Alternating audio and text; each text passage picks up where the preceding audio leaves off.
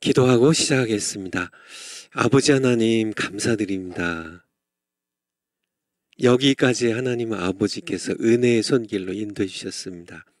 감사드립니다. 그리고 우리에게 청교도 신학원 허락하셔서 귀한 강의들, 하나님께 사랑받고 또 하나님 많이 사랑하는 교수님들로부터 좋은 강의 듣게 하시고, 또 그 강의를 통하여 하나님 말씀 먹으며 우리가 더욱더 예수님을 닮아가며 성숙해 가게 해주셔서 정말 감사드립니다.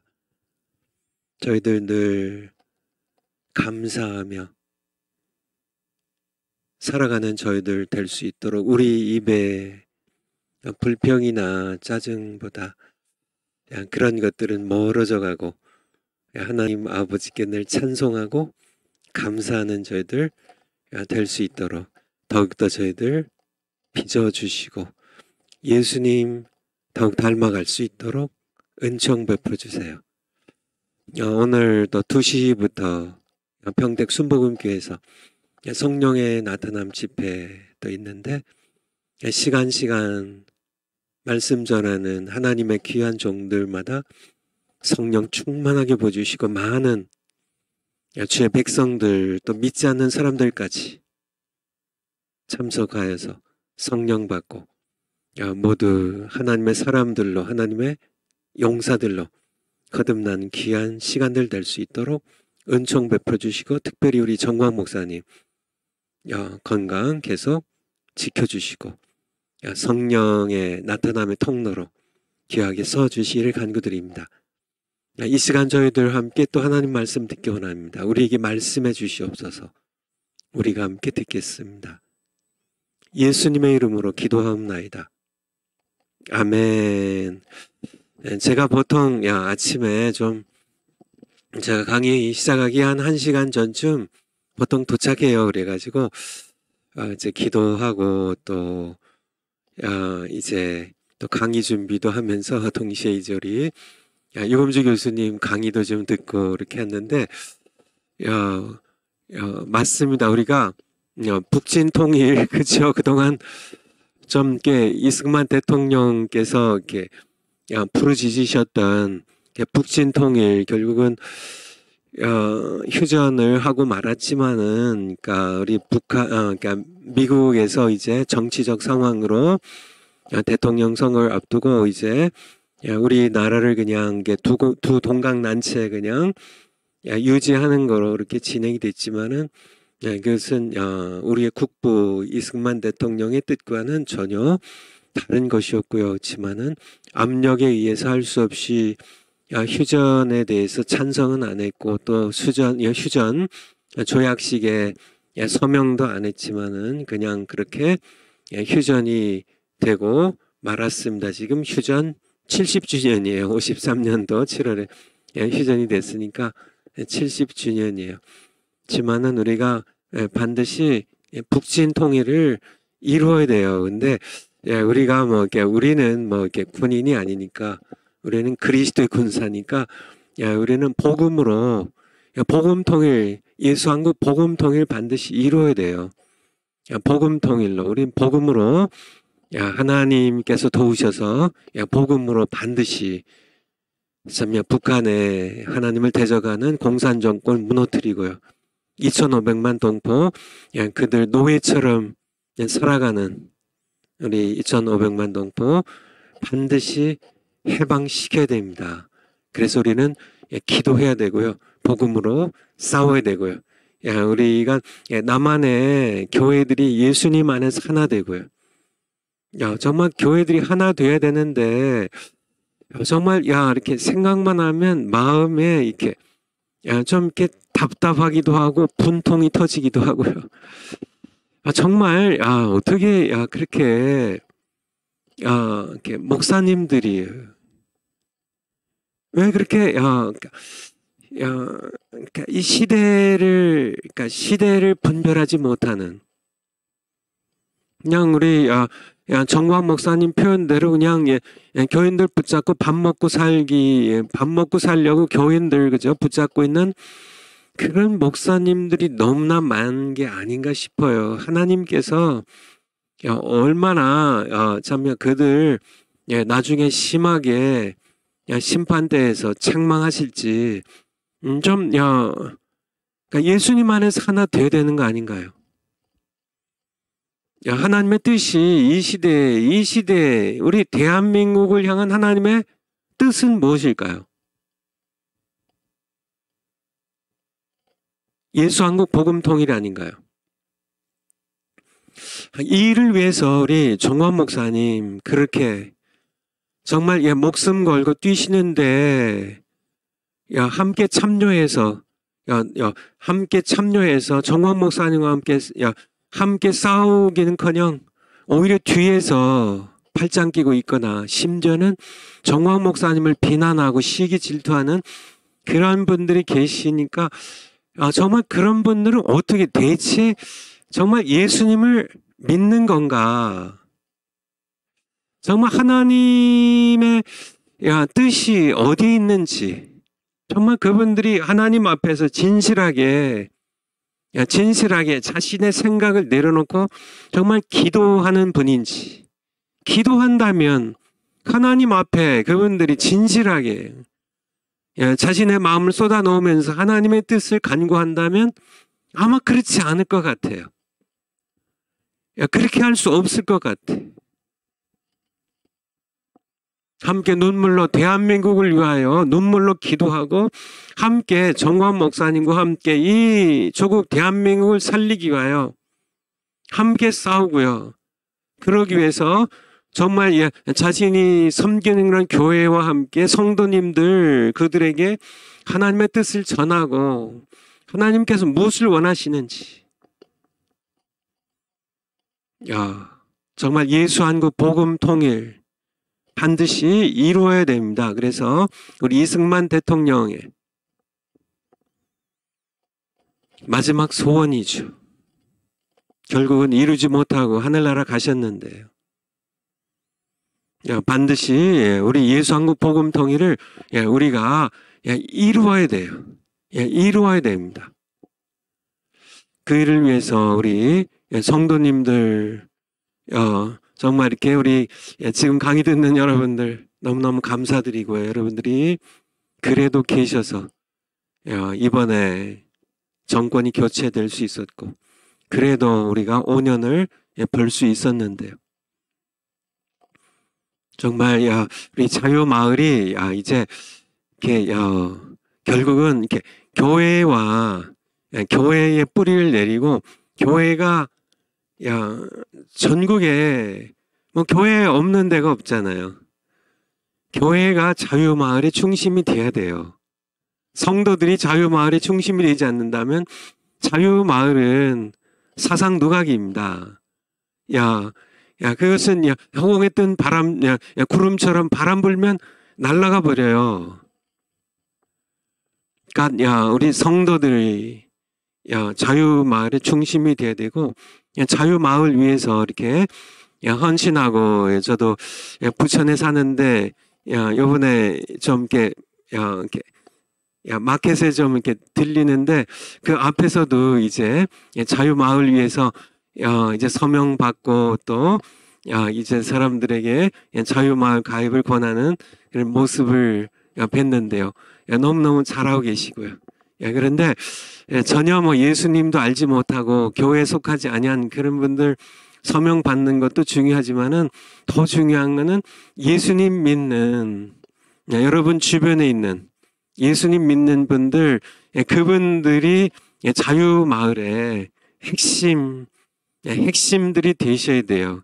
또 교회에 뿌리를 내려야 되고 교회들이 참여해야 되고 그래서 이제 정말 그것에 자유마을에 팔짱 끼고 그저 방관하고 아니면 방해하는 그런 목사님들은 회개하셔야 됩니다. 자유마을이 무슨 개인의 어떤 그런 명예욕이나 정치 권력이나 이런 거가 전혀 상관없잖아요. 자유마을은 결국은 대한민국 지키고 예수한국 복음 통일을 위해서 하는 건데요. 우리 목사님들 정말 이게 자유마을이나 예수한국 복음통일에 헌신하지 않고 계신 목사님들, 여러분들이 하나님 앞에서 뭐 제가 강요하는 게 아니고요. 하나님 앞에서 여러분들이 무엇을 위해 싸워야 되고 무엇을 위해 일해야 되는지 진실하게요. 이렇게 정말 여러분의 생각을 비우고 진실하게 하나님께 우리 조국 대한민국을 위하여 하나님께서 원하시는 뜻이 무엇인지 하나님께 여쭙고요. 그리고 여러분들이 어떤 일을 해야 되는지에 대하여 이렇게 기도해 보시면 하나님께서 말씀하실 거예요. 그래서 반드시 우리 조국 대한민국의 교회가 하나 돼야 돼요. 하나 돼야 돼요. 예수한국 복음 통일하기 위하여 반드시 예수 그리스도 안에서 하나 돼서요. 함께 우리 정광 목사님과 함께 싸우시면 반드시 우리 조국이 예수한국 복음 통일 이루고요. 북한의 2,500만 동포 정말 너무 불쌍하잖아요. 너무 불쌍하잖아요. 그렇죠? 자유가 뭔지를 몰라요. 북한 동포들은. 맛보아야 하는데 자유를 맛보질 못했으니까 자유가 뭔지 모른 채 자유를 빼앗기고 살아가는 우리 북한 동포들. 복음도 듣지 못하고 예수님 이름 한번 들어보지 못한 채 평생 살다가 죽어서 지옥 가야 하는 우리 북한 동포들. 우리가 반드시 살려야 될 줄 믿습니다. 살려야 돼요. 그래서 여러분들 정말 이렇게 자유마을 위해서 그래서 반드시 총선 200석 반드시 달성하고요. 하나님께서는 허락해 주셔요. 우리가 믿음으로 하면요. 반드시 이루어져요. 그래야 우리 조국 대한민국 좌파 세력으로부터 대한민국 지키고 대한민국 교회 지키고 북한 동포 해방시킬 줄 그렇게 믿습니다. 제가 좀 유금지 교수님 강의 듣다가 맞아요. 우리 유금지 교수님 이승만 대통령이 원하셨던 북진 통일을 우리는 뭐 미사일이나 대포로 우리가 뭐 이렇게 북진 통일을 이루는 것보다 우리는 복음으로요, 기도로요, 하나님의 능력으로요. 우리가 자유통일, 예수한국 복음통일 반드시 우리가 이룰 것입니다. 하나님께서 허락하실 거고요. 근데 보니까 그 주기도문으로 우리 음주 교수님 이제 강의가 끝나던데 주기도문 한번 올려봐 주세요. 이거 좀 이렇게 틀렸더라고요. 그래서 그거는 바꿔야. 한번 처음부터요. 하늘에 계신 우리 아버지여 이름이 거룩히 여김을 받으시오며. 그 다음에요. 하늘에 계신 우리 아버지여 이름이 거룩히 여김을 받으시오며 나라에 임하옵시며. 이 나라에가 아니에요. 영어도 거기 있네요. Your kingdom come. 나라가 임하옵시며요. 그러니까 전에는 개역 한글판은 나라이 임하옵시며 그렇게 돼 있었죠. 그렇게 돼 있었죠. 그러니까 이게 나라이 이로 번역됐는데 이제 그 옛날 적이고요. 그러니까 나라가 임하옵시며예요. 개역 개정판은 나라가 임하시오며 그렇게 이렇게 번역을 바꿨죠. 그래서 요거 바꿔야 돼. 나라에 임하는 게 아니고요. 나라가 you가 누구죠? 하늘에 계신 아버지의 나라가 임하시오며. 나라가 임하시오며 어디에요? 이 땅에 여러분의 가정에 우리 조국 대한민국의 하나님의 통치가, 하나님의 나라는 왕 대신 하나님의 통치를 가리킵니다. 그래서 하나님의 나라, 킹덤, 하나님의 주권적인 통치가 임하시오며, 그래서 나라 예가 아니고 나라가 임하시오며, 그렇게 좀 바꾸셨으면 좋겠어요. 왜냐하면 중요한 거거든요. 중요한 거라. 나라가 임하시오며, 뜻이 누구의 뜻이에요? 근데 여기 이제 번역할 때 your will be done이거든. 아버지의, 하늘에 계신 아버지의 뜻이 하늘에서 이루어진 것 같이 땅에서도 이루어지이다. 이게 이제 나라가 임하시오며랑 연결된 겁니다. 하나님의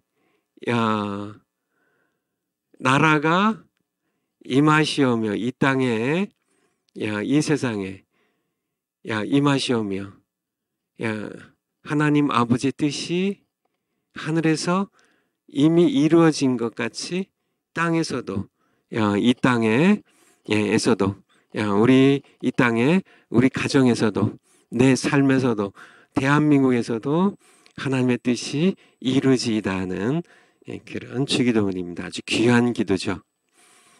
오늘 이어서 계속 지식의 저주에 대하여 성경론 한 부분으로 계속 공부하도록 하겠습니다.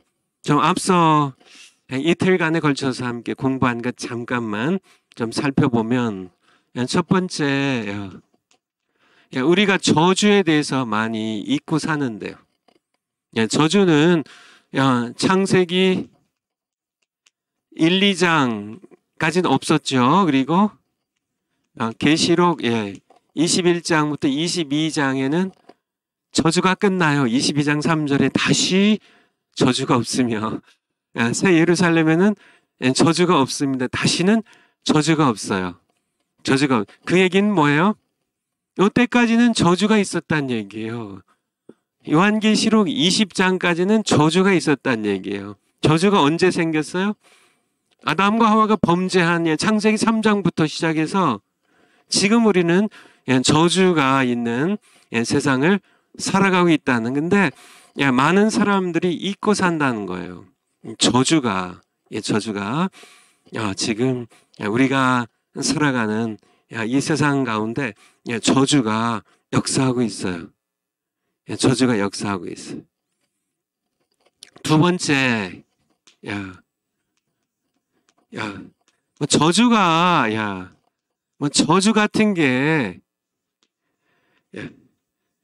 저주면은 우리가 쉽게, 이거 저주구나, 이렇게, 똥 피하듯이 저주 싹 피해가면 되는데요.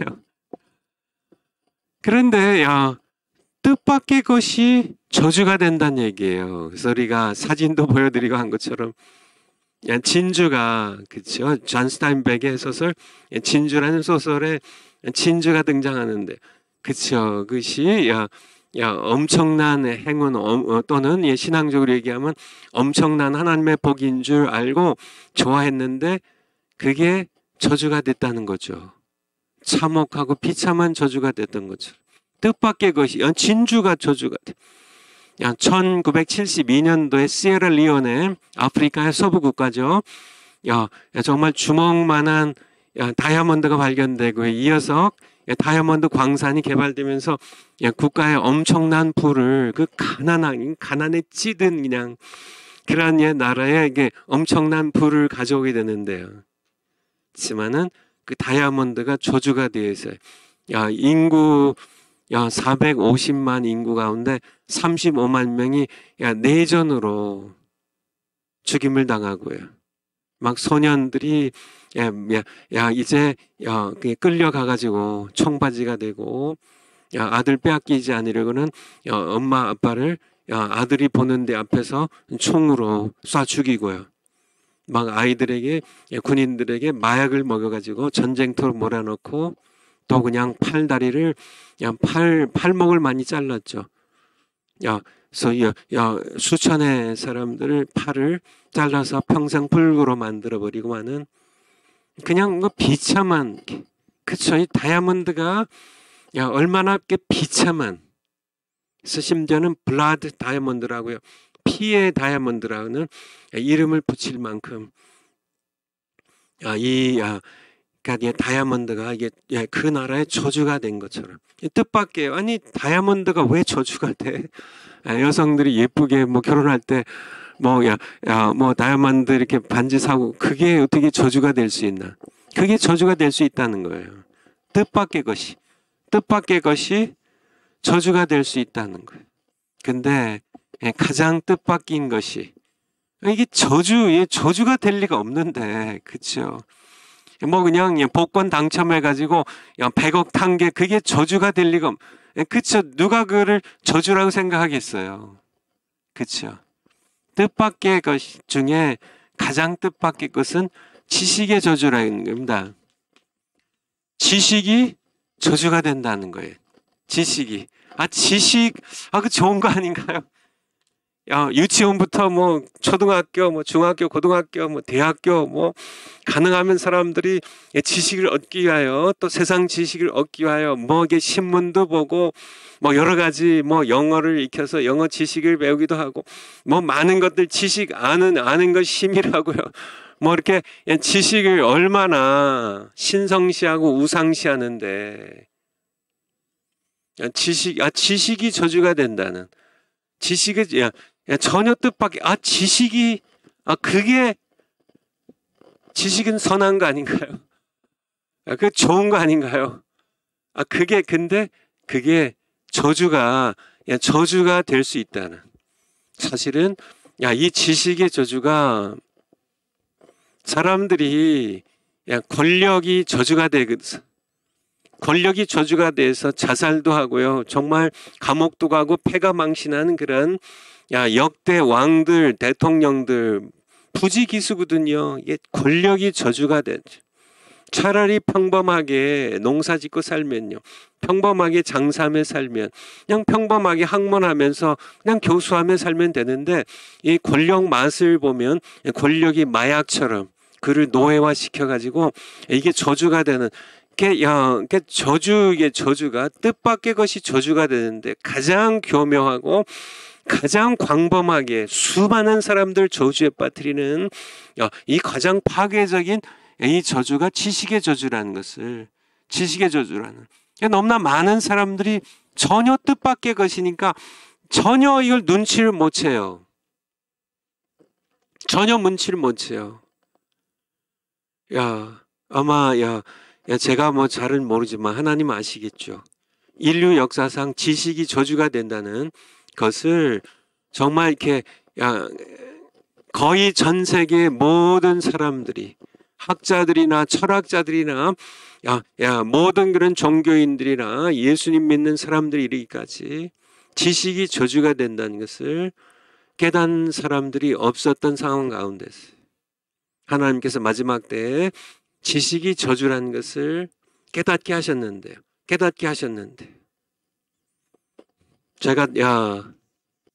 제가 뭐 똑똑해서 깨달은 게 아니고 하나님께서 은혜로요.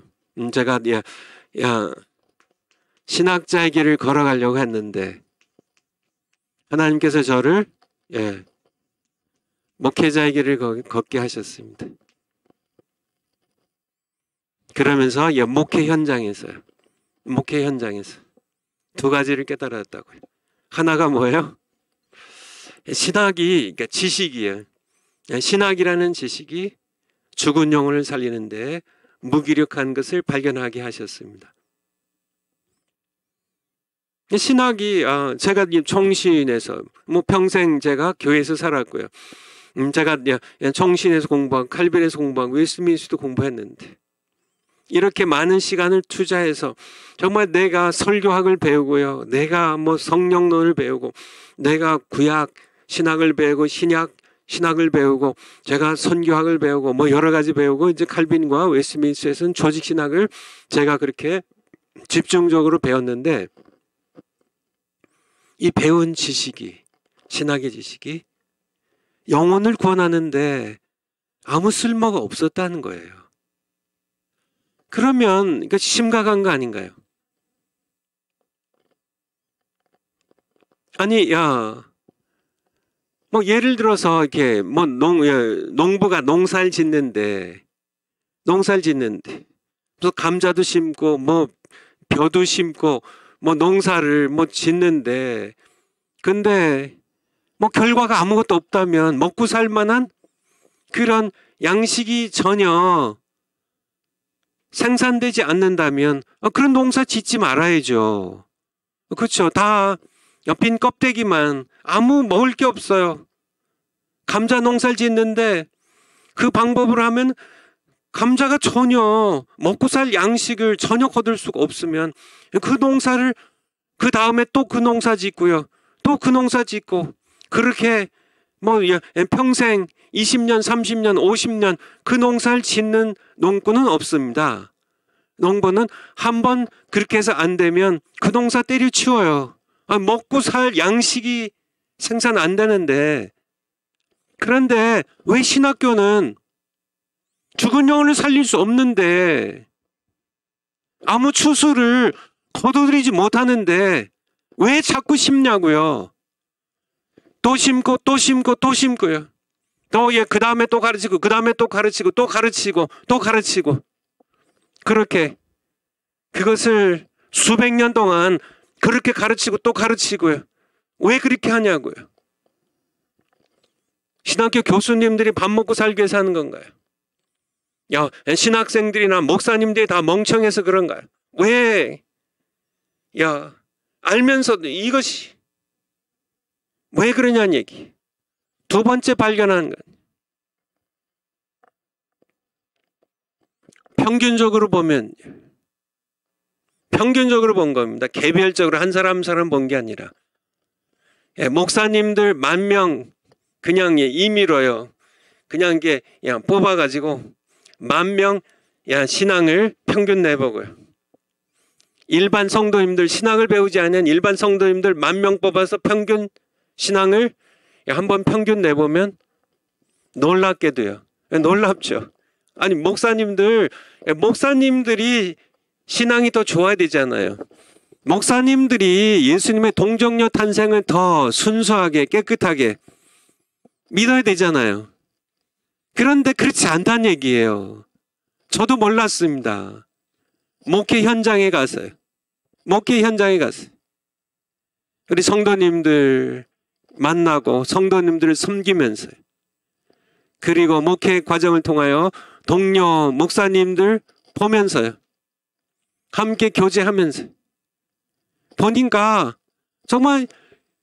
이거 정말 놀란 거 아니에요. 아니 신학의 지식으로는 유치원생들이요.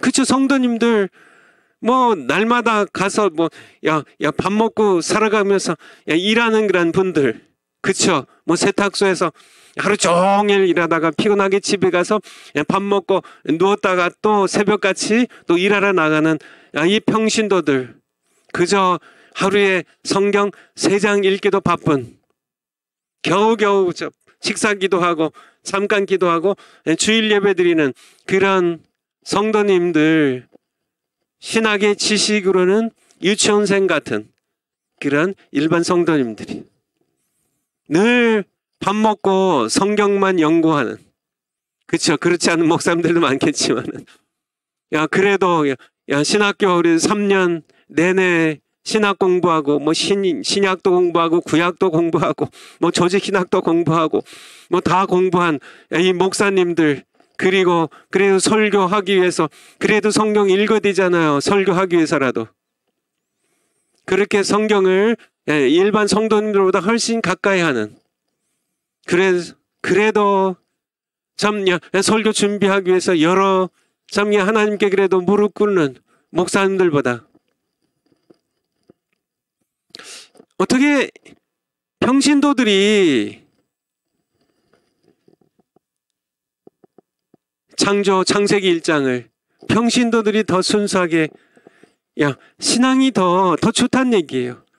이게 정말 그게 사실이라면 우리 목사님들 솔직하게 한번 평균을 내보실까요?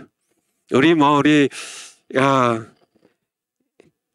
우리 청교도 우리 목사님들하고는 좀 다르겠지만은 사실은 신학교들 가운데도요. 뭐 이렇게 대한민국에도 아마 절반 이상이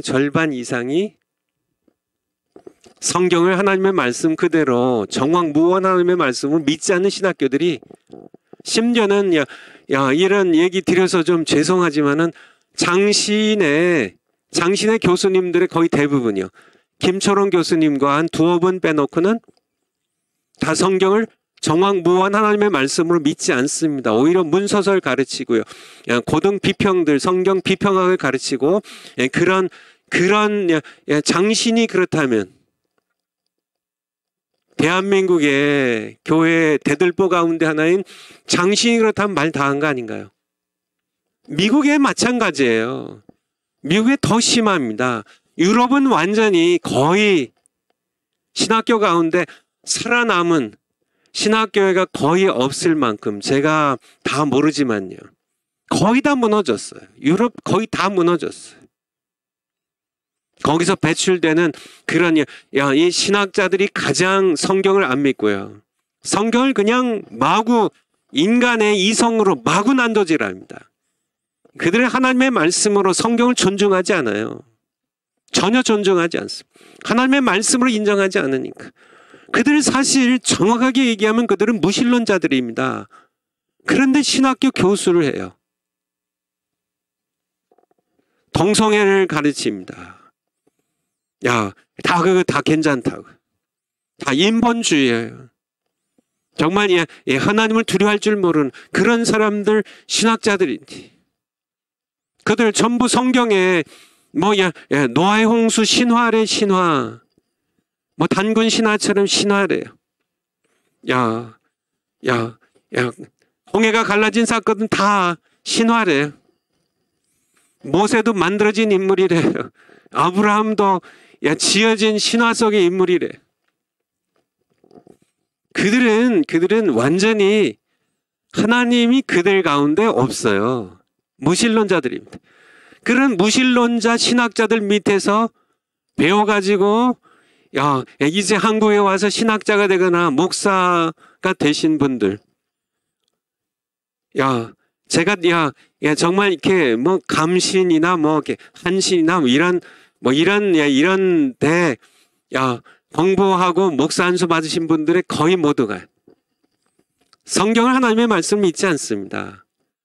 예수님의 부활을 믿지 않아요. 가사설이라고 가짜로 죽었다가 기절했다 깨어났다, 이런 식으로 가르치는 사람들에게 돌 같은 그런 사람들이 지금 이런 신학교의 교수들로 다 박사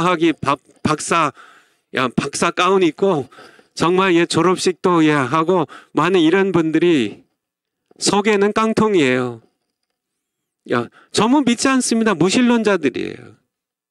거기서 정말 예수님의 부활을 믿고 성경을 믿는 그런 신학생이, 그러니까 이제 이게 청년이 그 신학교에 들어가면요, 전부 불신자가 돼서 나와요. 무신론자가 돼서 나옵니다. 그런데 교회에 가보면 성도들은 믿거든요. 예수님의 부활을 믿거든요. 감리교회도 성도들은 대부분 믿거든요. 그러니까 부활절 되면 예수님이 부활하셨다는 설교를 자기들은 안 믿으면서, 또 안 믿는다고 솔직하게 얘기하면 쫓겨날까 봐요. 그런 목사님들이 제가 알고 있기로는 부지기수입니다. 부지기수예요. 정말 심각한 거 아닌가요? 지식의 저주의 지식. 그러니까 신학을 차라리 평신도로서 그냥 집사로 평생 사는 게 낫지. 그냥 이렇게 평신도로 그냥 평생 사는 게 낫지. 신학 가가지고, 신학교 가가지고, 신학 배워가지고, 저주에 빠져가지고, 오히려 무신론자 되고요. 오히려 참 성경을 그냥 마구 난도질하는, 무슨 야, 문서 서리니, 뭐, 제사장 문서, 뭐, 신명기 문서, 뭐, 이렇게 하면서, 뭐, 야훼 문서, 뭐, 엘로힘 문서, 뭐 하면서, 야, 성경을 마구 인간의 이성의 칼로 마구 난도질하고, 야, 그리고 무슨 뭐, 양식 비평이니, 뭐, 역사 비평이니, 뭐, 온갖 것들로 해가지고, 야, 자기 마음대로 그냥 인간의 이성으로, 그렇게 하는 그러한 신학교에서, 야, 신학교를 들어가가지고 3년 동안 그 신학교를 통과해서 나오면요, 이게 완전히 가짜 목사가 돼서 나오는, 지식의 저주에 빠지게 나오는, 정말 심각한, 그러면서 계속 지식을 가르치는, 정말 그런, 이렇게, 하나님께서 저도 그런 신학자가 될 뻔했는데, 하나님께서는 저를 목회자의 길을 걷게 하셨어요. 목사가 돼서 목회 현장에 가보니까 제가 종신에서 3년 배우고요, 칼빈에서 2년 배우고, 웨스트민스터에서 2년 반 동안 있으면서 그동안 내가 배웠던 모든 신학들이 이게 죽은 영혼을 살리는데, 거듭나게 하는데, 이게 쓸모가 없는 거예요. 신학을 가르쳐도 전혀, 지식은 전달하지만 제가 어려서요, 정광 목사님과 함께 성령을 받은 사람이기 때문에요. 참 어려서부터 그래도 하나님께서 정말 그 이후로 제가 신학이라는 지식을 제가 추구했지만은 그것을 이렇게 맛보게 하시고, 이 신학이 얼마나 신학의 저주에 빠지게 하는지, 차라리 안 배운 게, 그쵸? 정광 목사님은 하나님께서 아예 그냥 저랑 길을 좀 다르게 가게 하셔서, 신학에 대해서 우리 대한신학교 야간 가서도 교수님들이 가르치는 게, 이게 지식이, 신학 지식 가르치는 게 전혀 정광 목사님이 귀에 안 들어오니까, 그거는 뭐 영혼을 살려야지, 거기에 뭐 지식만, 껍데기만 담겨 있는, 정말 알맹이인 생명이 담겨 있지 않으면 그냥 아예 그냥 이렇게 지식의 저주를 아예 그냥 뭐 이렇게 그냥 처음부터 정원 목사님 거절해 버리셨고, 그러지, 하나님의 은혜죠. 저는 신학이라는 지식을 이렇게 공부하는 쪽으로 가게 하셨다가, 또 왜냐하면 이게 제가 신학 공부를 안 한 상태에서 제가 이게 지식의 저주, 신학의 저주, 신학교의 저주 제가 얘기하면 뭐 사람들이 뭐 너는 뭐 공부도 안 해보고 신학도 공부를 안 하고 그렇게 또 그렇게 얘기할 수 있기 때문에, 하나님께서는 그냥 저로 하여금 한번 경험하게 해보고 얻어보게 하고, 그리고 이 지식의 저주를 끊어버리는, 사슬을 끊어버리는 길을 걷게 하신 하나님께서는 정말 그치요, 만왕의 왕이시고 전지전능하신 살아계신 한 분 하나님이십니다. 우리 하나님께 정말 감사를, 찬양을, 영광을 오직 하나님께 올려드렸으면 좋겠습니다. 그래서 제가 지식의 저주를 깨닫게 됐는데요. 저주에 대해서, 저주가 지금도 저주는 역사하고 있다는, 지금도 저주는 역사하고 있는데 사람들이 다 속아요. 다 속고 있습니다. 저주는 요한계시록 21장 새 예루살렘이 돼야 저주가 끝나요. 지금 저주를 다 망각하고 살아요.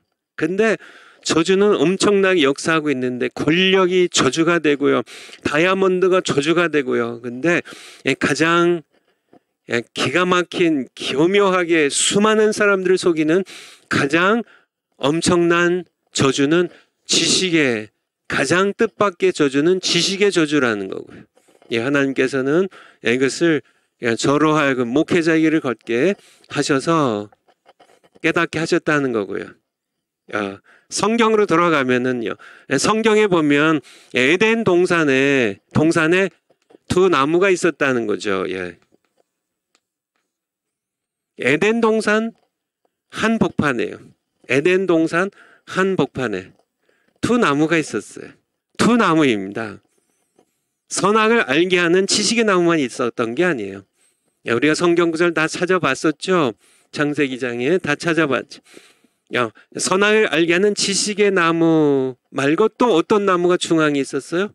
생명나무가 있었어요. 생명나무가 있었습니다. 생명나무와 선악을 알게 하는 지식의 나무, 이 두 나무 가운데 우리의 인류의 첫 조상은 뭘 택했어요? 지식을 택했다는 거예요. 그리고 그것이 저주가 됐다는 거예요.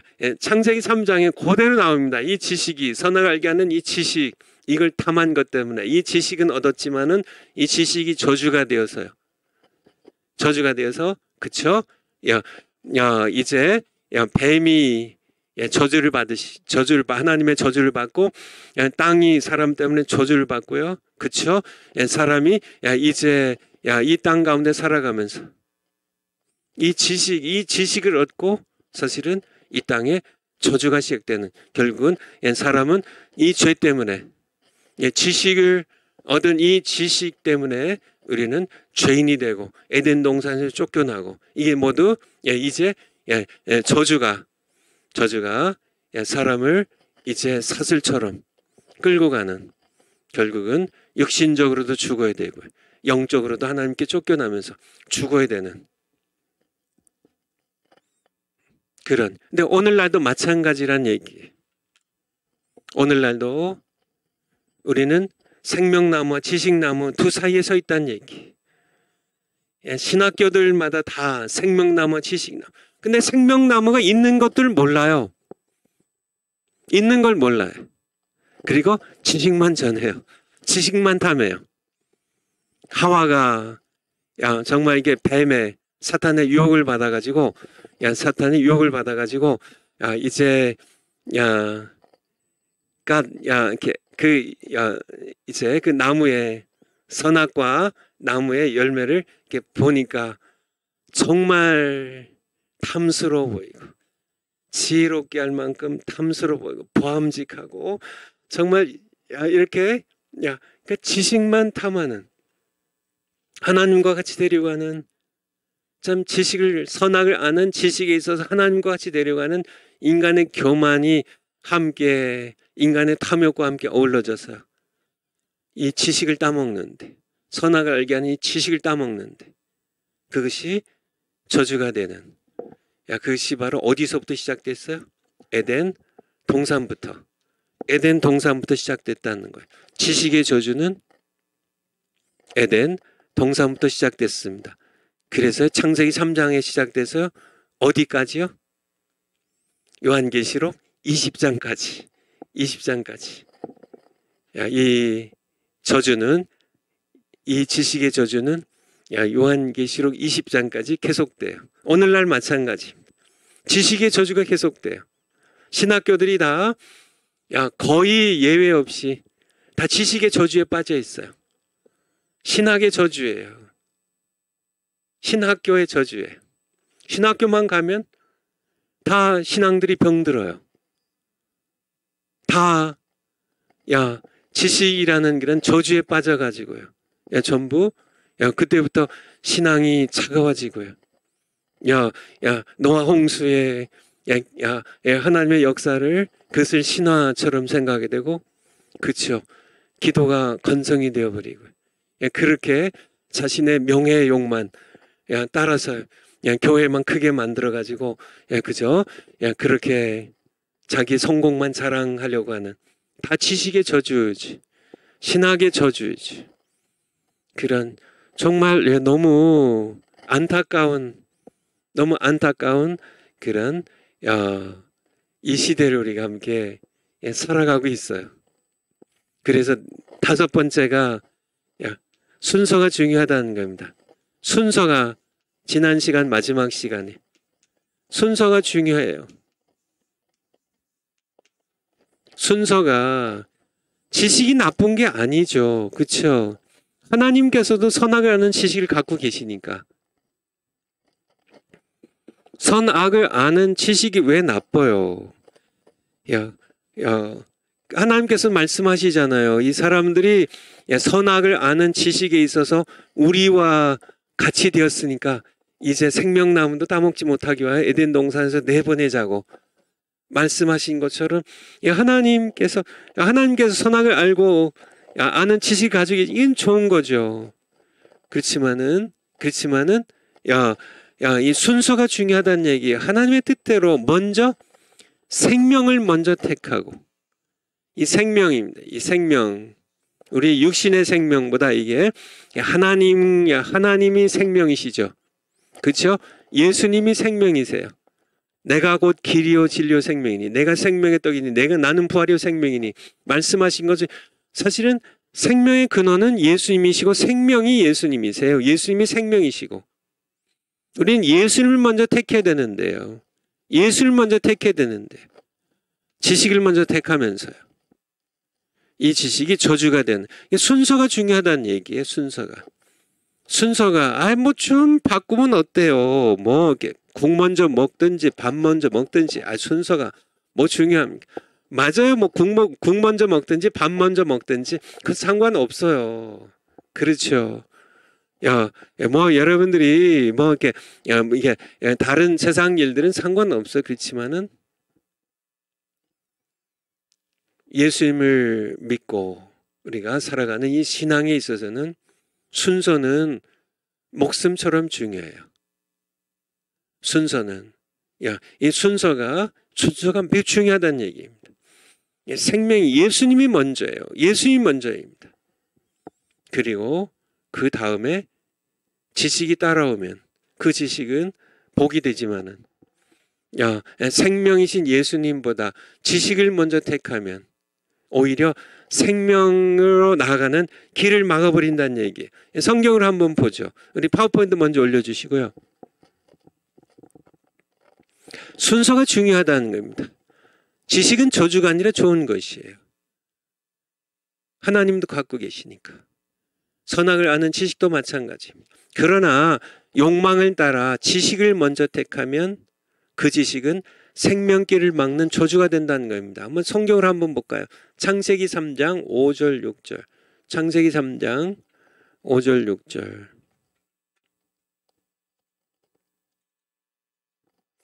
뱀이 하와를 유혹하는 거죠. 너희가 그것을 먹는 날에는 너희 눈이 밝아 하나님과 같이 되어 선악을 아는 지식을 얻게 될 줄을 하나님이 아심이니라. 6절에 여자가 그 나무를 본즉 먹음직도 하고 보암직도 하고 지혜롭게 할 만큼 탐스럽기도 한 나무인지라. 그래서 그 여자가 그 실과를 지식의 나무의 실과를 따먹고 그쵸? 생명나무의 실과를 먹은 게 아니라 지식의 나무의 실과를 먼저 따먹고 자기와 함께한 남편에게도 주매 그도 먹은지라. 그 결과 이제 저주가 시작이 되죠. 저주가 시작되는데 이제 하나님과의 관계에 있어서 이제 하나님을 두려워하기 시작하고요. 하나님으로부터 피해서 그늘에 숨게 되고요. 이제 결국은 에덴 동산에 쫓겨나게 되는데 저주가 시작되는데 22절로요. 쭉 내려가서 22절. 예. 21절부터 볼까요? 여호와 하나님이 이제 내보내기 전에 아담과 그 아내를 위하여 가죽옷을 지어 입히시니라. 우리 정광 목사님 통하여 이것이 피가 흥건히 젖어 있는 그쵸. 내보내시기 전에 바로 양을 잡아서 그 양 가죽을 지어 입히셨다고 이렇게 우리 정광 목사님 설교하셨죠. 이게 하나님의 사랑이죠. 구속의 은총을 미리 예표로 보여주신 거죠. 22절에 이제 내어 보내시죠. 이제 여호와 하나님이 가라사대 보라, 이 사람이 선악을 아는 일에, 선악을 아는 지식에 있어서 우리 중 하나같이 되었으니, 그쵸? 하나님처럼 이제 이게 그러니까 이제 저주에 빠지는 거죠. 그가 이제 그 선을 들어 죄인으로 영생할까봐, 하나님을 대적하는 하나님의 원수로 이제 영생하게 될까봐 이제 그쵸, 그 손을 들어 생명나무의 실과도 따먹고 영생할까 하노라 하시고 이제 내어 보내시죠. 23절에 여호와 하나님이 에덴 동산에서 그 사람을 내어 보내요. 쫓아내십니다. 그의 근본된 토지를 갈게 하시니라. 24절에 이같이 하나님이 그 사람을 쫓아내시고 에덴 동산 동편의 그룹들과 천사들이죠. 두루 도는 화영검, 불칼입니다. 불칼. 천사들이 이제 불칼을 가지고 이제 생명나무 관계를 딱 지켜요. 왜냐하면 그 나무를 죄인으로서 먹으면 안 되기 때문에 지키게 하시니라. 그렇게. 그러니까 이 지식을, 욕망을 따른 지식을 먼저 선택하니까 어떻게 되죠? 생명나무에 나아가는 길을 막는 저주가 되었다는 겁니다. 파워포인트에, 그러니까 욕망을 따라 지식을 먼저 선택한 결과 그 지식은 저주가 되어서요. 생명길을, 생명나무로 나아가는 길을 막는 저주가 됩니다. 이게 순서 얘기를 하는 거예요. 순서를. 먼저 우리가 생명을 누리고요. 이 생명나무 먹는다는 그 의미는 바로 생명이신 하나님과 교제하는 그것을 의미하고요. 선악을 알게 하는 지식의 나무를 먹는다는 것은 하나님께 불복종하고 하나님을 떠나는 저주의 길을 걷는다는 것을 의미하는 겁니다. 그러니까 둘 중에 선택이에요. 선택. 지식을 택하면 저주를 받고 생명길로 나가지 못하게 되지만은 생명을 먼저 택하면 하나님께 순종해서요. 선악을 알게 하는 이 지식의 나무를 먹지 않고 생명을 택하면 택하면 지식은 저절로 따라오게 된다는 얘기예요. 그러니까 내가 악을 범함으로 하나님께 불순종하고 악을 범함으로 선악을 구별하게 되는 지식을 얻는 것은 파멸이고 저주고요. 생명이신 하나님과 교제하면서 생명나무를 먹고 생명이신 하나님과 교제하면서 선을 알므로 악을 구별하게 되는, 그래서 선악을 아는 지식을 접근하는 방법이 전혀 틀린 거죠. 선악을 아는 지식을 그러니까 죄를 지고 악을 행함으로써 복종하는 악을 행함으로써 선악과의 열매를 따먹음으로써 선악을 아는 지식을 얻게 되는 그거는 저주의 길이고 파멸의 길이고 죽음의 길이지. 그런데 선악을 아는 지식을 어떻게 아냐면 악을 통해서 아는 게 아니라 선악을 아는 지식이 있는데, 선악을 아는 지식입니다. 두 가지 방법이에요. 그러니까 하나는 그러니까 불순종의 악을 통하여 선악을 아는 지식입니다. 이거를 악을 행함으로 선과 악을 구별하게 되는, 이게 바로 그래서 지식의 저주에 빠지고 파멸 빠지는. 하나님께서 원하신 건 뭐예요? 선을 알므로, 그렇죠? 하나님을 생명나무를 따먹고 하나님과 교제하면서, 영원히 교제하면서 하나님의 선을 알므로 악을 구별하게 되는, 선과 악을 구별하게 되는 지식을 얻는 것. 하나님이 원하신 건 이거죠. 전혀 틀린 겁니다. 전혀 틀린 거죠. 그러니까 선악을 아는 지식을 얻는 정반대 방법이죠. 악을 행함으로 악을 행함으로 내가 악을 행했습니다. 악을 맛봤어. 그래서 내가 정말 저주를 받고 이 악인이 되고 죄인이 됨으로써 선과 악을 이게 구별할 줄 아는, 그거는 저주란 얘기. 내가 하나님의 선을 맛보면서 이게 아닌 이 악은 저기 악이구나. 이거를 그래서 내가 선악을 아는 지식을 얻게 되는 이 길로 우리가 가야 됐었는데 인류의 첫 조상 아담과 하와는 이 길로 걸어갔다는 얘기죠. 이 길로 걸어갔다는 얘기죠. 파워포인트 한번 다시 가볼까요? 선악을 아는 지식의 나무 열매를 먹지 말라고 말씀하신 이유는 우리가 먼저 말씀에 순종하여, 먹지 말라고 하셨으니까 말씀에 순종하여 하나님과 교제하면서 하나님을 알게 되면서 우리가 생명을 먼저 누리고, 그 결과로 그 위에 생명을 먼저 누리고 선을 먼저 맛보면서 선악을 아는 지식을 우리가 얻게 하기를 하나님께서 원하셨다는 거예요. 원하셨다는 겁니다. 순서가 중요하다는 얘기. 믿음이 먼저고 지식이 다음이라는 얘기. 먼저 하나님을 믿는 믿음으로 하나님과 교제하면서 생명남을 먼저 누리고, 그 다음에 지식이 따라오면 이것은 복이 되지만은, 우리가 하나님의 말씀에 불순종하고 내가 내 욕망을 따라서 지식을 먼저 탐하면 그 지식은 오히려 생명나무에 나가는 길을 막는 저주가 된다는 그러한 말씀입니다. 우리 성경 구절 몇 군데만 한번 찾아볼까요? 요한일서 1장 1절부터, 신약성경 요일 1장 1절부터. 태초부터 있는 생명의 말씀에 관한, 이분이 사실 생명나무의 본체신데요. 생명의 말씀에 관하여는 우리가 들은 바요, 눈으로 본 바요, 주목하고 우리 손으로 만진 바라. 이 생명이 나타나셨어요. 생명의 말씀. 2절에 이 생명이 나타내신 바 된지라.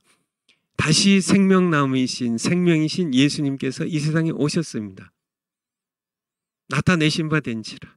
생명나무의 길을 막으셨는데 이제 하나님께서 그 생명나무의 본체이신, 생명이신 그의 아들 예수 그리스도를 세상에 보내신 겁니다. 나타내신 바 된지라. 이 영원한 생명을 우리가 보았고, 이 영원한 생명입니다. 에덴 동산부터 있었던 생명이에요. 그 이전, 창조 이전부터 영원하신 이 생명을 우리가 보았어요. 주목했어요. 손으로 만졌어요. 보았고 증거해 너에게 전하노니 이는 아버지와 함께 계시다가 우리에게 성육신 하셔서 나타내신 바 된 자니라. 3절에 우리가 보고 들은 바를 너에게도 전함은 너희로 우리와 사귐이 있게 하려 함이니. 사귐입니다. 코이노니아죠. 교제예요. 생명과 교제하는 겁니다. 생명과. 우리의 사귐은 아버지와 그 아들 예수 그리스도와 함께 함이라. 우리의 사귐은 사도들도 마찬가지고요. 우리가 보고 들은 바를 너에게 전함은, 오늘날 우리도 요한 1장을 보면서요. 우리의 사귐은 그러니까 생명 말씀이신 예수 그리스도, 이분을 너희에게도 전하는데, 그래서 우리의 사귐에 너희도, 우리도, 여러분도, 저도요 함께 참여하게 하는데, 이 사귐은 아버지와 그 아들 예수 그리스도와 함께 사귐이라. 생명의 교제예요. 우리가 생명을 맛보는 겁니다. 그러니까 무슨 말씀인지 아세요? 그러니까 이 교제를 통한 이 사귐, 교제, 코이노니아를 통해서 우리는 생명을 사귀어요. 생명을 맛보아요. 생명을 누려요. 이 생명, 이게 먼저가 되고 그 다음에 지식이 따라와야 된다는 얘기. 이렇게 해서 2장 요일, 요한일서 2장 3절부터 한번 보죠. 3절. 3절부터 교제를 했죠. 이렇게 증거해서 생명의 말씀과 우리가 함께 사귐을 했죠. 우리가 그의 계명을 지키면 이로써 우리가 저를 아는 줄로 알 것이요. 여기 아는 줄, 이게 그노시스의 그노시스. 이게 이제 명사형으로 이제 그노시스고요. 그리고 동사형으로 기노스코인데요. 기노스코. 히브리어의 야다를 결이 히브리어로 이제 좀 제가 야다에 대해서 좀 이제 계속 좀 말씀드릴 텐데요.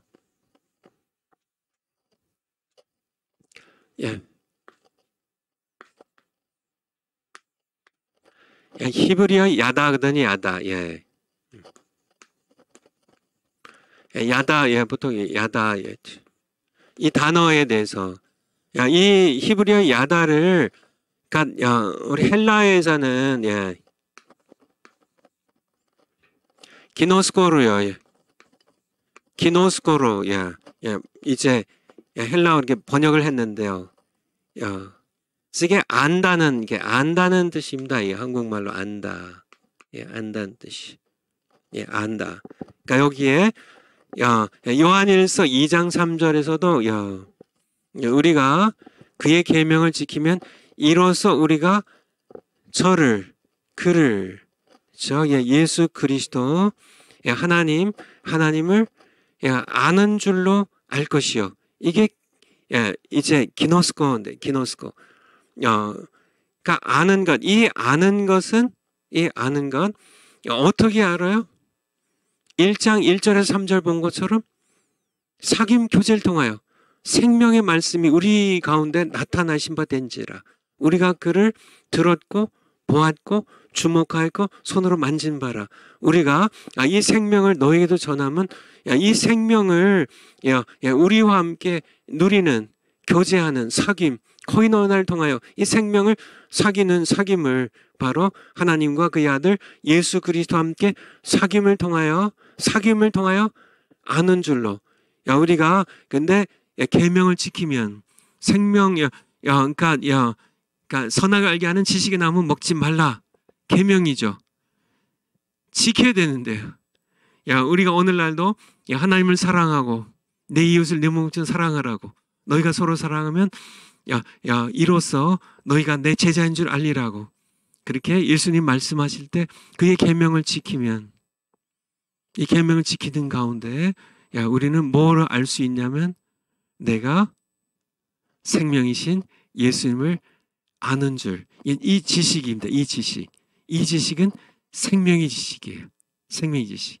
저주의 지식이 아니라 내가 이 생명이신 예수님을 모른 채 그것보다 순서가 바뀐 거죠. 지식만 먼저 하는 그런 것이 아니라 그래서 이 생명의 지식입니다. 먼저 생명이신 예수 그리스도를 우리가 교제하면서 그의 선하심을 맛보면서 그의 사랑과 은혜를 누리면서 우리가 알게 되는 이 지식은 생명의 지식이에요. 야다라고 이제 나중에 다시 또 좀 설명을 드리겠습니다. 한번 베드로후서 3장 18절 한번. 베드로후서 3장 18절. 베드로후서 베투 3장 베투 3장 18절. 디귿.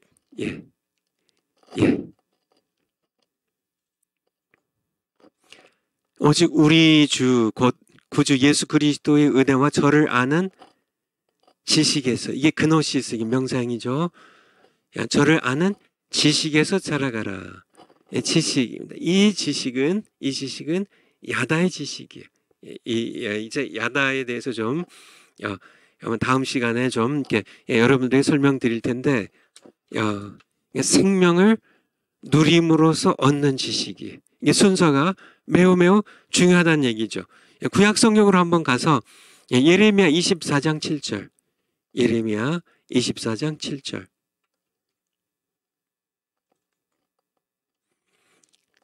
내가 여호와인 줄 아는 마음을 그들에게 주어서. 여기도 요게 이제 이게 야단인데요. 야다. 제가 히브리어 써놨죠. 야단인데요. 여호와인 줄 아는 마음을 그들에게 주어서 그들로 전심으로 내게 돌아오게 하리니. 이게 야단인데, 이 야단은 그러니까 이렇게 우리가 이렇게 지식으로 배우는 그냥 이렇게 그런 저희가 아니라 하나님을 맛봄으로 배우는 지식이야. 하나님을 교제함으로, 하나님을 경험함으로, 하나님을 만남으로, 하나님과 사귐으로 얻는 지식이에요. 이 지식을 그들에게 주어서 그들로 전심으로 내게 돌아오게 하리니. 그런 말씀입니다. 파워포인트를 한번 다시 돌아가 볼까요? 그러니까 생명을 먼저 누리고, 이게 순서예요. 그 후에 하나님과 교제하면서 선하게 알게 하는 지식을 얻게 되는 것. 이게 순서가 매우 중요하다는 얘기. 이 순서가 바뀌면요. 지식을 먼저 얻으면 그 지식은 저주가 된다는 얘기. 저주가 된. 이게 에덴 동산에서 시작된, 창세기 3장이 시작된 거예요. 여러분들 순서가 중요하다는 거 아시겠죠? 그러니까 신학교들이 자꾸 지식을 먼저 전하니까, 그렇죠? 자꾸 지식이 저주가 된다는 얘기예요. 순서가 중요하다는 얘기. 순서가 중요해요. 먼저 믿음의 교제고 그 다음이 지식이란 얘기. 베드로후서 1장 베투 1장 4절 5절 한번 보죠. 베투 1장 4절. 이로써 그 보배롭고, 우리 앞에 부분 마찬가지인데요. 그 앞에 한번 2절부터 한번 그냥 쭉 보죠. 하나님과 우리 주 예수를 알므로, 이게 바로 기노스코예요. 야다 지식이에요. 알므로, 이것은 그러니까 이 하나님과 우리 주 예수님을 교제함으로, 코이노니함으로, 사귐으로 아는, 그렇게 알므로, 그 생명의 지식으로 알므로 은혜와 평강이 너희에게 더욱 많을지어다.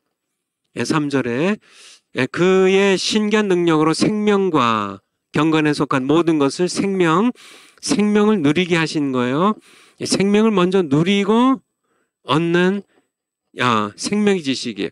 우리에게 주셨으니 하나님과 만나고 사귀면서 얻는 생명의 지식이에요. 이 2절에 있는 알문. 이는 자기의 영광과 덕으로서 우리를 부르신 자를 알므로 그노시 있습니다. 야다의 지식이에요. 생명 지식으로 말미암음이라. 4절에 이로써 그 보배롭고 지극히 큰 약속을 우리에게 주사 이 약속으로 말미암아 너희로 정욕을 인하여 세상에 썩어질 것을 피하여 신의 성품에, 하나님의 성품에 참여하는 자가 되게 하려 하셨으니. 무엇을 통해서? 생명의 코이노니아를 누림으로써요. 생명을 먼저 누림으로써요. 하나님의 성품을 담게 하셨으니. 5절에 이로써 너희가 더욱 힘써 너희의 믿음의 덕을, 믿음이 시작이에요. 이 교제를 통하여 믿음의 덕을, 덕의 지식을, 지식의 절제. 그러니까 믿음이 앞서가고 지식이 뒤에 와야 된다니. 지식이 먼저 가면 믿음을 가로막는 저주가 돼요. 지식이 앞서가면 믿음을 가로막고, 믿음이 가로막히면 생명나무의 길을 가로막는 지식은 저주가 된다는, 순서가 매우 중요하다는 것을 기억을 해야 됩니다. 명심해야 돼요. 파워포인트 다음 거요. 6번째, 지식의 저주입니다. 아담의 불순종과 타락으로 인해 생명이신 하나님을 떠난 지식은 그 후로도 끊임없이 인류를 유혹하며 생명길을 막는 저주, 죽이는 지식이 되어왔다. 하나님을 예비하는 셋 후손보다. 창세기 4장 26절 한번 볼까요? 예, 하나님의 이름을, 여호와의 이름을 부르는 것은 셋 후손이죠. 예, 창세기 4장 26절. 창세기 4장 26절.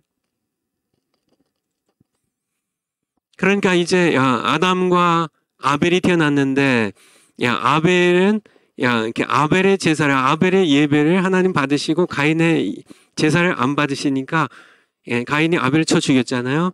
하나님께서 대신 아벨 대신 주신 아들이 셋이에요. 이제 인류 역사에는 셋의 후손과 가인의 후손이 이제 번성하기 시작하는데, 셋도 아들을 낳고 그 이름을 에노스라 하였으며, 그때의 사람들이, 여기서 사람들은 셋의 후손이에요.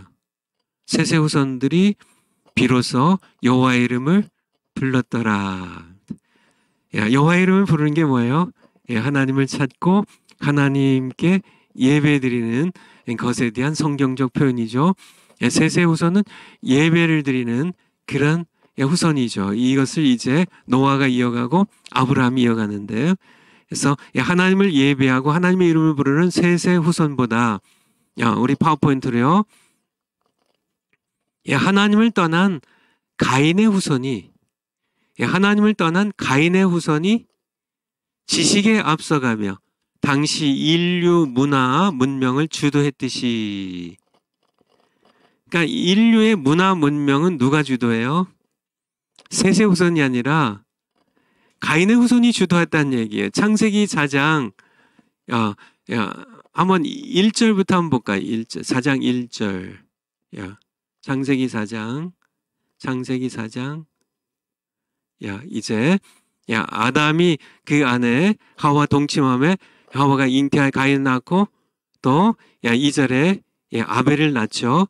그리고 가인이 이제 가인을 아벨을 죽이고 셋을 주시고요. 아까 본 것처럼. 그리고 16절로 한번 쭉 내려가 보죠. 16절.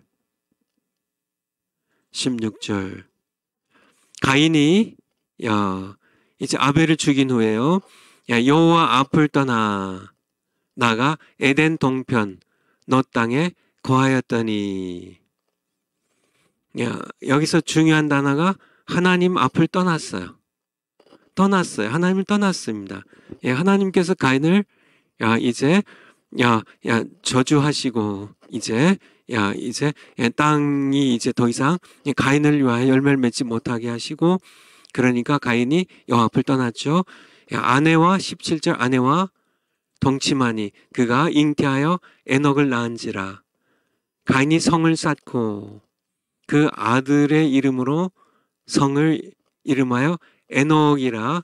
이것은 다른 에녹입니다. 이 셋의 후손 에녹이 아니라 이건 이제 가인의 아들 에녹이에요. 다른 에녹이에요. 하였더라. 성을 쌓은 건 누구예요? 셋보다 가인이에요. 성을 쌓는다는 것은 문명의 중심지가 된다는 거죠. 18절에 에녹이 이랏을 낳았고, 이랏은 무후야엘을 낳았고, 무후야엘은 무두사엘을 낳았고, 무두사엘은 라멕을 낳았더라. 19절에 라멕이 두 아내를 취했죠. 하나의 이름은 아다요. 또 하나의 아내 이름은 실라고요. 20절에 이 라멕의 아내 가운데 이 아다는 야발을 낳았으니 그는 장막에 거하여 육축 치는 자의 조상이 되었고, 육축이 산업을, 육축입니다. 양도 치고 소도 치고 육축 치는 자의 조상. 그러니까 인류의 문명의 역사 가운데 이제 산업을 일으키는, 낙농업을 일으키는 조상이 누구의 후손이에요? 가인의 후손이에요. 가인의 후손. 그러니까 셋의 후손이 아니란 얘기예요. 21절에 그 아우의 이름은 유발이니 그는 수금과 퉁소 잡는 모든 자의 조상이 되었고. 이제 이게 음악도 마찬가지예요. 음악이 나쁜 게 아니고요. 육축을 치는 양을 치는 그게 아니라, 지금 말씀드리려고 하는 것은 하나님께서 다 허락하신 거니까, 이런 수금과 통소도 하나님을 예배하고 찬양하는데, 얼마든지 아름답게 쓰여질 수 있는 거니까요. 그런데 이런 어떤 그 음악도 그렇고 산업도 그렇고 또 이 22절에 신라는 이제 둘째 부인 신라는 두발가인을 낳았으니 그는 동철로 각양 날카로운 기계를 만드는 자요. 그러니까 이 어떤 이 산업, 기계 산업도 결국은 가인의 후손이 앞장서서 그러니까 더 뛰어나다는 얘기예요. 그러니까 세상의 이 문화, 문명 뭐 이런 거에 있어서는 하나님을 예비하는 셋의 후손보다 이 가인의 후손이 더 뛰어나고 오늘날도 마찬가지란 얘기예요. 오늘날도 그러니까 지식으로 만들어가는 모든 문화 문명들은 뭐 그것이 예술이든지 그것이 뭐 기계 문명이든지 그것이 무슨 산업이든지 하나님을 예배하는 백성들보다 지식을 먼저 탐하는 세상 사람들이 더 앞서간다는 얘기입니다. 더 앞서간다는 얘기. 이 바벨탑도 누가 먼저 세운지 아세요? 바벨탑도. 창세기 10장에 11장에 보면 함의 후손입니다. 셈의 후손이 아니라 셈의 후손이 아니라 셈이죠. 결국 메시아의 조상이 되는 셈의 후손이 아니라 가나안 족속의 가나안 7족속의 조상이 되는 함, 가나안이 함의 아들이거든요. 가나안에게서 7 족속들이 나오죠. 그래서 뭐 아모리 족속, 헷 족속, 뭐 여부수 족속 이런 족속들이 나와서 여호수아 때 이제 이스라엘 백성들과 함께 전쟁을 하게 되는데 그러니까 바벨탑도 함의 후손이 그리고요 철기 문명도요. 우리 역사 시간에 철기 문명을 처음 가져온 그러니까 족속이 누구예요? 이제 노아 홍수로 이제 다 끝나버리고 다시 철기 문명이 일어나는데 철기 문명을 히타이트족이라고 그러죠. 배웠죠. 저도 기억이 나는데요. 히타이트족. 50몇 년 전에 배웠던 히타이트. 이 성경의 헷족속이에요. 헷족속이 영어로는 히타이트인데요. 히타이트인데. 철기 문명을 가져온 이 헷족속이 가나안의 후손이에요. 출애굽기 3장 8절에 보면 가나안의 후손입니다. 가나안의 후손이에요. 그러니까 이 철기 문명 가져온 그러니까 블레셋이 이 철기 문명을 가지고 있었는데요. 자기네들 뭐 다 이게 함의 후손들이니까 이 가나안의 후손들이니까 전부 블레셋은 이게 미스라임 함의 아들 미스라임의 후손이지만은 자기네들의 그러니까 혈적 관계죠. 바로 그러니까 이스라엘 백성들에게는 이 철기 문명을 주지 않았던 이 사무엘상 한번 볼까요? 3상 13장 3상 13장 19절 3상 13장 19절 이때 보면 때에 이스라엘 온 땅에 철공이 없어졌으니 이는 블레셋 사람이 말하기를 히브리 사람이 칼이나 창을 만들까 두렵다 하였습니다. 그러니까 이스라엘 온 땅에 사실 철공이 없었어요. 왜냐하면 철기 문명을 전해주질 않아요. 그러니까 블레셋 사람들만 가지고 있죠. 그러니까 20절에 보면 온 이스라엘 사람이 각기 보습이나 삽이나 이렇게 땅을 가는 보습이나 삽이나 도끼나 괭이를 버리려면 블레셋 사람으로 내려갔었는데 그렇게 말씀하고 계시죠. 그러니까 철기 문명을 전해주지를 않는 겁니다. 이스라엘 백성들. 쭉 보면 그러니까 우리 파워포인트를 한번 다시 가볼까요?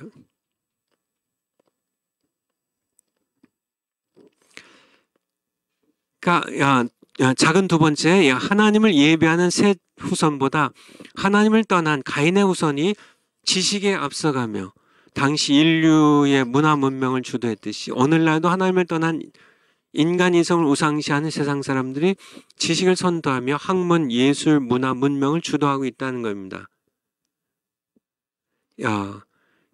세 번째, 세상의 모든 지식, 학문, 예술, 문화, 문명을 대적하라는 말이 아니죠. 그것도 하나님께서 주시는 복이니까지만은 순서를 바로 잡으라는 얘기. 그러니까 세상 사람들은 야 그냥 이렇게 야 순서 상관하지 않습니다. 하나님 먼저 아니에요. 생명이신 예수님 먼저 아니에요. 그냥 지식을 먼저 에덴 동산에서 하와가 그냥 이 지식을 그냥 탐스럽게 따먹고 자기 남편에게 주는 것처럼 지식에 집중하는 지식을 우상시하고 지식을 그렇게 탐하기 때문에 이 세상 사람들이 먼저 이 문명에 앞서간다는 얘기예요. 예술적으로 먼저 학문적으로 먼저 앞서간다는 얘기. 근데 그것은 저주가 된다는 얘기예요. 저주가 된다는 얘기. 순서를 바로 잡아야 된다는 얘기입니다. 제가 미국에서 목회할 때요.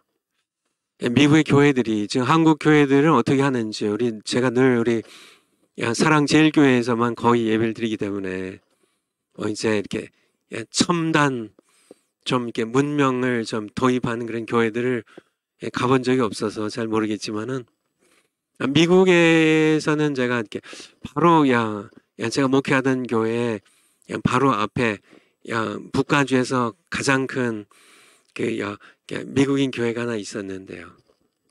거기에 이제 그 수석 장로님을 제가 개인적으로 잘 알기 때문에 종종 만나서 이제 밥도 먹고 뭐 거기 이제 담임 목사님 딕 버넬 목사님 은퇴하셨는데 그 딕 버넬 목사님 이거 좀 견 얘기지만은 딕 버넬 목사님은 좀 이렇게 조용기 목사님을 너무너무 사랑하고 좋아하는 분이에요. 존경하는 분이에요. 그래가지고 저한테 이제 만나서 같이 밥 먹을 때 그런 얘기를 하더라고요. 그 딕 버넬 목사님이 자기가 이렇게 한국을 30번 이상 다녀갔대요. 조용기 목사님 생신 때마다 조용기 목사님 이제 생신 축하해드리냐고 그러니까 30번 이상을 뭐 다른 일로도 이제 왔다 갔다 했기 때문에 그렇게 조용기 목사님 너무너무 존경하고 정말 이렇게 조용기 목사님 모셔다가 거기에서 집회도 했던 그런 교회 거기에 이제 또 이렇게 수석 장로님이 또 한국 분이세요. 그래서 나중에 이제 이분이 목사 안수도 받으셨지만은 그분이 이제 좀 이렇게 자랑하냐고 이제 그 교회를 주빌리 철치라고 이름이 주빌리예요. 주빌리 있죠. 희년 주빌리 철치였는데 지금 교회 이름이 이제 바뀌었지만은 어쨌든 그 과거에 이제 은퇴하시고 새로운 목사님 모셔서 교회 이름 바꿔버렸어요. 어쨌든 제가 오래전에 그 이제 교회 가보니까 뭘 이렇게 자랑하나 보니까 이 주빌리 교회 미국 교회죠. 거기에 이게 본당의 앞에 그게 그 당시에 뭐 제 기억이 맞다면 100만 불을 들여가지고 거기에다가 이제 이렇게 화면이죠. 거대한 이렇게 화면. 그러니까 보통 이렇게 제가 이제 목회하던 교회는 프로젝터로 해가지고 여기서 이렇게 쏴가지고 이제 비춰서 이렇게 하는데 그거는 이제 그냥 우리 광화문에서 하는 것처럼 그 진짜 지금 광화문에서 우리가 하던 것처럼 그런 화면을 본당에 설치를 했어요.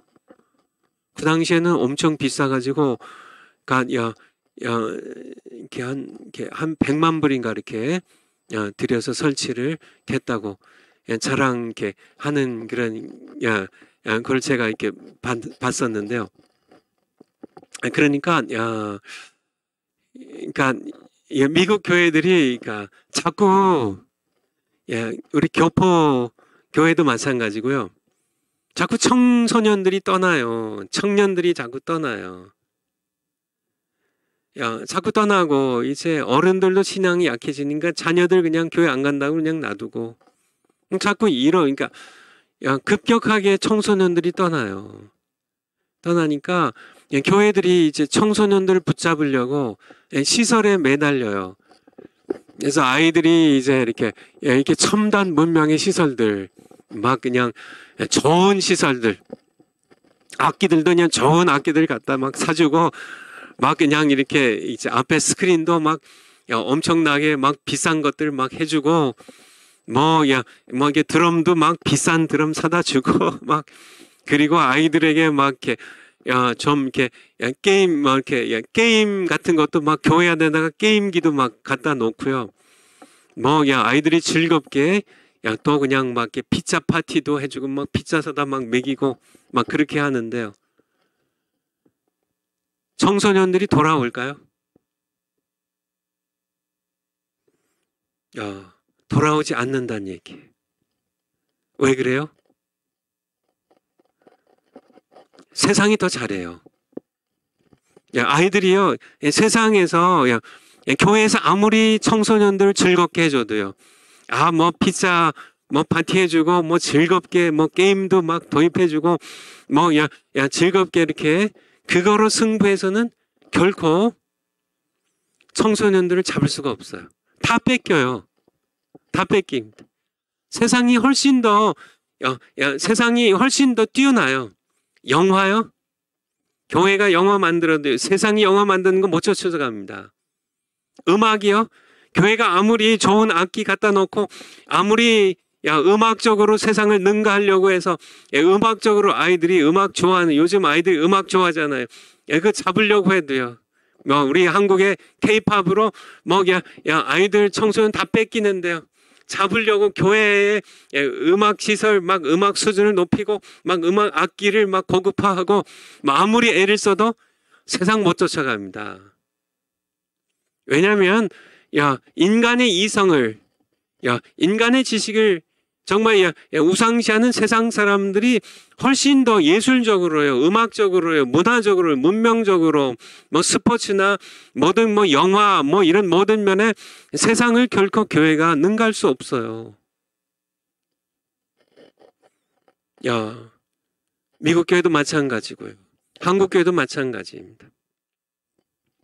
한국 교회가 지금 어린아이들이 주일학교가 없는 그런 교회가 절반이라고 했는데 아마 코로나 3년 지나고 더 많아졌을 겁니다. 청소년들, 청년들이 다 세상이 더 재밌거든요. 세상이 재밌거든요. 세상이 훨씬 더 자신들을 즐겁게 해주거든요.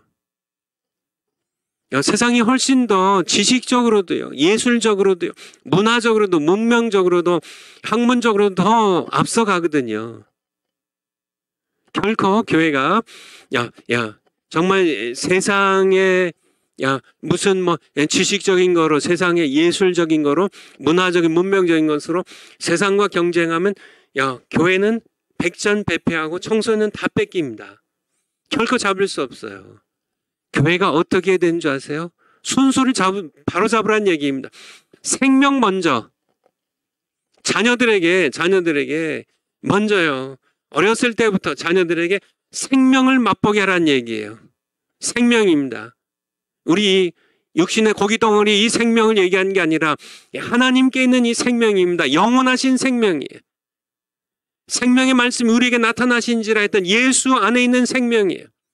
세상이 줄 수 없는 이것을 맛보게 하라는 얘기예요. 순서를 바꿔야 된다는 얘기예요. 예수 그리스도 살아계신 하나님을 만나게 하라는 얘기예요. 생명을 사귀게 하라는 얘기예요. 우리에게 나타나신 바 된지라 우리가 그를 보았고 들었고 주목하고 손으로 만진 바라 예수 그리스도 이분을 맛보게 하는, 만져보게 하는, 살아계심을 경험하게 하는, 이분의 생명을 먼저 맛보게 하는, 순서를 바꾸지 아니한다면 우리 자녀들 세대는요, 목사님 자녀 마찬가지입니다. 세상이 더 재미있어요. 세상 것으로 승부하지 말란 얘기. 지식이 이끌어가는 세상의 문화 문명으로 승부한다면 우리는 집니다. 셋의 후손보다 가인의 후손이 앞선다니까요. 블레셋이 더 앞선다니까요. 함의 후손이 좀 더 앞선다니까요. 세상 사람들이 더 앞선다. 그들은 먼저 지식이거든요. 먼저 지식을 탐닉하고, 먼저 문명을 탐닉하고, 세상의 쾌락을 먼저 더 탐닉하기 때문에, 예술 부분을 더 먼저 거기에 집중하기 때문에, 그것으로 승부한다면 우리는 자녀들 다 뺏겨요. 우리는 순서를 바꿔야 됩니다. 세상이 줄 수 없는 것입니다. 세상이 도저히 줄 수 없는 것, 살아계신 하나님, 생명이신 하나님, 그 생명을 먼저 맛보게 하라는 얘기예요. 자녀들이 정말 하나님 정말 살아계시군요. 영원한 생명이 있군요. 이것을 맛보면, 순서를 바로잡으면 그 다음에 지식을 얻게 하라는 얘기예요. 그렇게 하지 아니한다면 교회는 결국 자녀들 다 뺏기고요. 점점 고령화되어서 교회는 망하게 될 겁니다. 먼저 신학교들, 우리 신학자들 먼저 생명이신 예수님을 만나게 하고 더 깊이 만나게 하세요.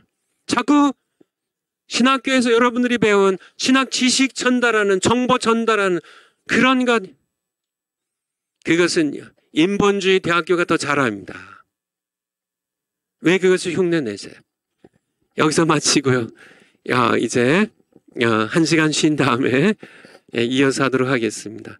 기도하겠습니다. 아버지 하나님, 저희들 생명을 먼저 맛보게 해주셔서 감사드립니다.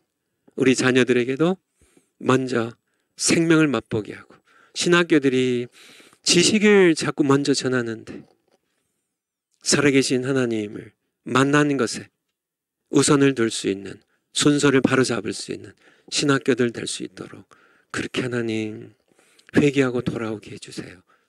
예수님의 이름으로 기도하옵나이다. 아멘. 점심 후에 만나겠습니다. 감사합니다.